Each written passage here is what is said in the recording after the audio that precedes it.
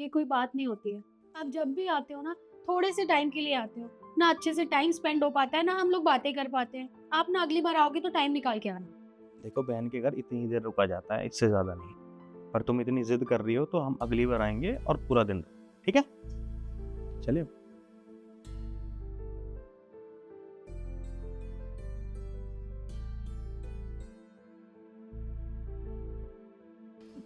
ठीक है मौसी जी, मैं चलती हूँ। ठीक है बेटा। Okay, bye bye.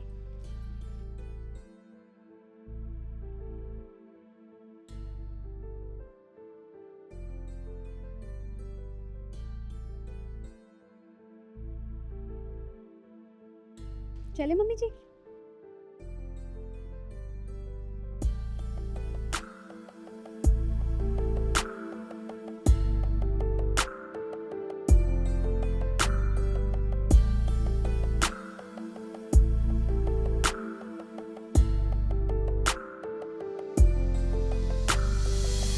अरे ये पर्स ये पर्स तो जो मेम साहब के भैया भाभी आए थे, ये तो उनके पास था और वो तो चले गए यहाँ से। इसका मतलब वो ये पर्स यहीं भूल गए। कोई बात नहीं, मेम साहब अंदर आएंगी तो तब उनको ये दे दूंगा।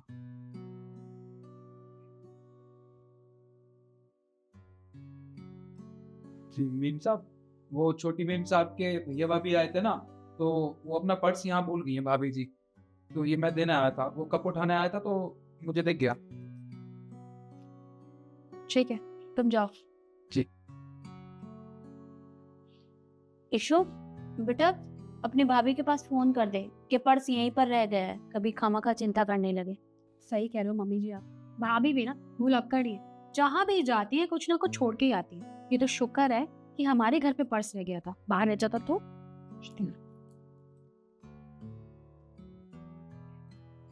हेलो भाभी, मैं कह रही थी कि आप ना अपना पर्स घर पे ही भूल गए हो हमारे।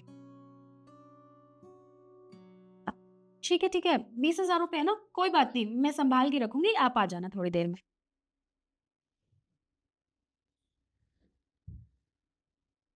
क्या हुआ? भाभी बता रही है कि उनके पर्स में 20,000 रुपए हैं, संभाल के रखना। मैं सोच रही हूँ एक बार चेक कर लेती हूँ। हाँ, एक बार देख ले फिर संभाल के रख देना।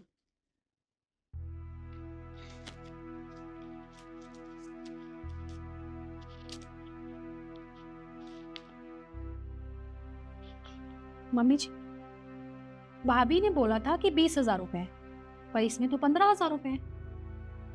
अरे पर ऐसा कैसे हो सकता है? तूने ठीक से गिने ना? हाँ मम्मी जी, आपके सामने ही गिरे।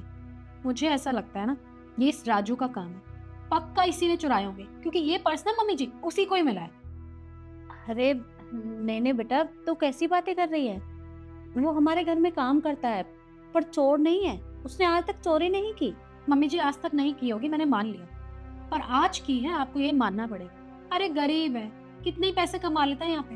पैसों को देख के लालच आ गया होगा, तो सोचा निकाल के दे देता हूँ। उसके बाद जब पर्स देने जाऊंगा तो किसी को मुझ पे शक ही नहीं होगा, इसलिए इसने ये सब किया है। आप मानो ना मानो, लेकिन चोरी ना उसी ने किया। आप बुलाइए उसे। पर बेटा, ये भी तो हो सकता है ना कि तेरी भाभी को कोई गलतफहमी हो गई हो। मम्मी जी भाभी को कोई गलत फहमी नहीं हो सकती। अगर आप अपने पर्स में जितने पैसे डाल रही हैं तो आपको पता होगा ना कि इतने पैसे हैं। आप बुलाइए उसको। अच्छा ठीक है, देख वैसे तो वो ऐसा काम नहीं करता, पर तुझे लगता है कि उसने पैसे निकाले हैं तो मैं एक बार उससे पूछ लेती हूँ। बुलाइए। राजू, एक बार बाहर आना।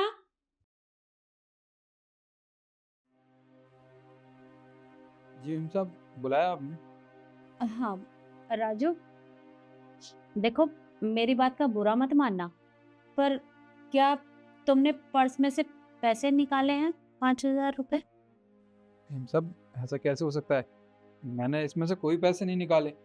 और जब मैं यहाँ पे कप उठाने आया था तब मैंने देखा कि जो उनके भैया भाभी आए थे वो अपना पर्स यहीं भूल गए हैं। वैसे ही मैंने पर्स उठाया और अंदर ले गया, सोचा जब आप लोग आओगे तब दे दूंगा आपको।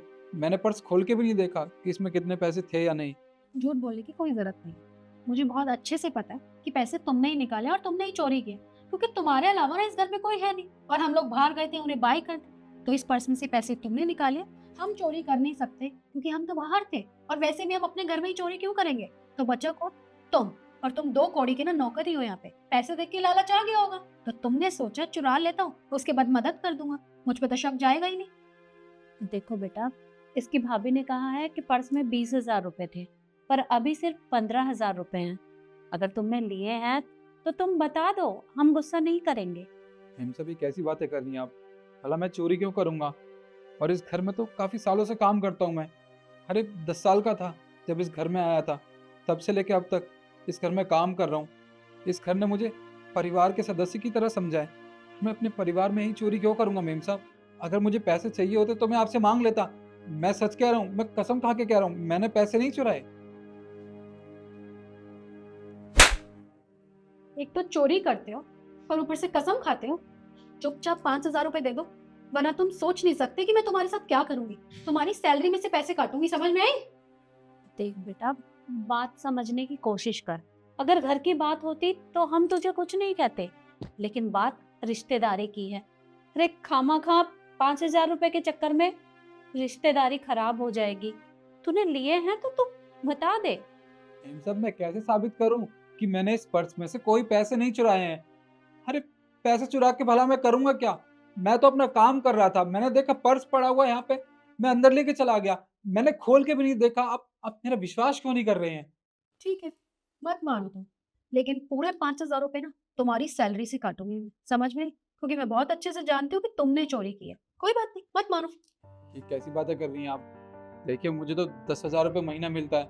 अगर आप 5,000 रुपये काट लोगे तो बाकी 5,000 रुपये में क्या करूँगा मैं? अरे मुझे अपने बीवी बच्चों का भी खर्चा चलाना होता है, किराया भी देना होता है, मकान का तो मैं कैसे कैसे करूँगा, कहाँ जाऊँगा? देखिए, ऐसा मत कीजिए मेरे साथ। ढोंग करने की ना कोई जरूरत नहीं है। 5,000 रुपए जो तुमने चुराए हैं ना, मैं सिर्फ वही ले रही हूँ, समझ में आई? और मम्मी जी, मैं 5,000 रुपए लेकर आती हूँ, क्योंकि भैया भाभी को तो पूरे पैसे देने पड़ेंगे ना, वरना मेरी इज्जत का क्या होगा। ठीक है, तो अंदर से 5,000 रुपए ले आ, जो होगा वो बाद में देखते हैं। काटूंगी तेरी सैलरी से। मेम साहब, बड़ी मेम साहब, देखिए, मैं सच बोल रहा हूँ, मैंने पैसे नहीं चुराए हैं। आप लोग मेरा यकीन क्यों नहीं कर रहे हैं? देखिए, आप लोग बहुत बड़ी गलती कर रहे हैं। मैं बहुत छोटा था जब इस घर में आया था। अरे इस घर ने मुझे परिवार जैसा प्यार दिया, भला मैं यहाँ चोरी क्यों करूँगा?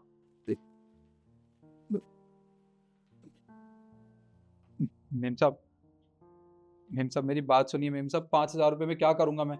मुझे मुझे माफ़ कर दीजिए, मैंने पैसे नहीं चुराए इसमें से। देख राजू, तू बात समझने की कोशिश कर। अरे अगर तूने पैसे नहीं लिए तो वो 5,000 रुपए गए कहाँ? इशू पर्स, हाँ भाभी, ये लीजिए, और इसमें पूरे 20,000 रुपए। हो इशू, मैं तुम्हें बताना भूल गई, इसमें ना 15,000 रुपए थे। वो क्या ना, जब गिफ्ट ले रही थी ना मैं, तो 5,000 रुपए वहाँ खर्च हो गए, पर मैं तुम्हें बताना ही भूल गई दोबारा फोन करके। इशू, तुम तो जानती हो ना कि तुम्हारी भाभी है ना, इसको भूलने की आदत है। हम घर से 20,000 रुपये लेके चले थे, पर हमने बीच में मिठाइयाँ और गिफ्ट ली तो वहाँ पे 5,000 रुपये खर्च हो गए, और ये तुम्हें बताना भूल गई। चलो कोई नहीं, चले अब। एक मिनट, क्या हुआ इशू, सब ठीक है? हाँ भाभी, सब ठीक तो है, पर आपने मुझे फोन पे कहा था ना कि आपके पर्स में 20,000 रुपए हैं, तो मैंने पैसे गिनती किए थे, उसमें 20 नहीं 15,000 रुपए थे।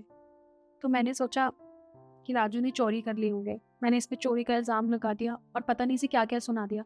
मुझे सच में नहीं पता था कि वो आपसे मिसअंडरस्टैंडिंग हो गई है, आपको कंफर्म नहीं था कि आपके पर्स में कितने पैसे हैं। सच आ गया ना आपके सामने।